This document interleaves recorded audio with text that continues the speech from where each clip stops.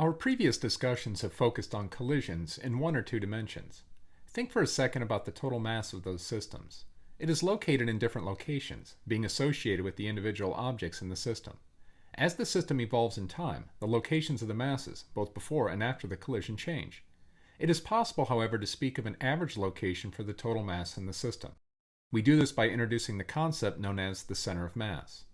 Using this new concept, we can gain additional insight into the principle of conservation of linear momentum. The center of mass is a point in space that represents the average location for the total mass in a system.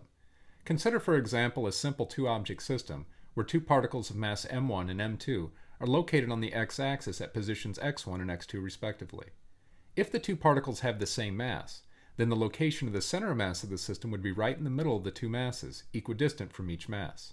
However, if m2 is greater than m1, then more mass in the system is located closer to mass 2, and this shifts the location of the center of mass toward m2, the heavier mass. Knowing the values and positions of each mass in the system, we can calculate the location of the center of mass using the following expression. Here, I represents the number of masses in the system. The numerator consists of the sum of the products of each mass times its position relative to the origin, and the denominator is just the sum of the masses in the system, or the total mass of the system. If we consider our two-mass example, then the expression for the center of mass would be given by the following.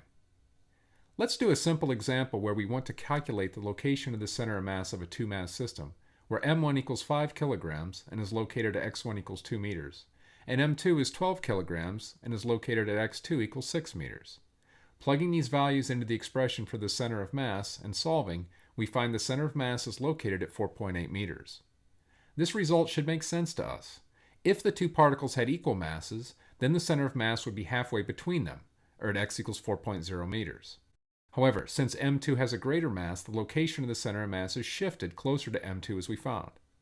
As long as our system is composed of point masses, we can keep using the equation above to locate the position of the center of mass. Here, we have only considered masses lying on a line. But what if the masses are lying in a two-dimensional plane? In that case, each mass in the system would have both an x and y coordinate.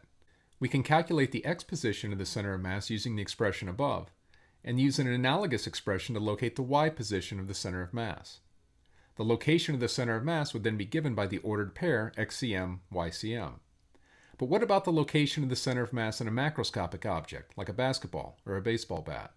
If the macroscopic object has geometric symmetry, like a sphere, a cube, or a cylinder, for example, then the location of the center of mass coincides with the geometric center of the object.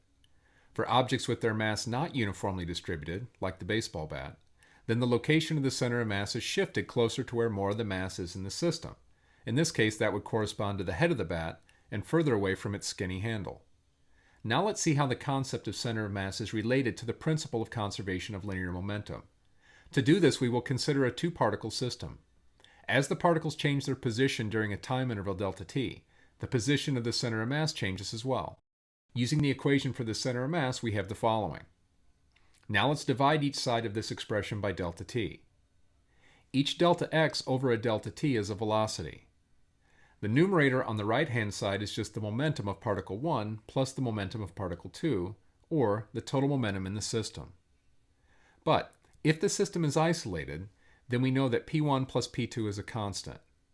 If there is a collision, then p1 plus p2 has to be the same both before and after the collision.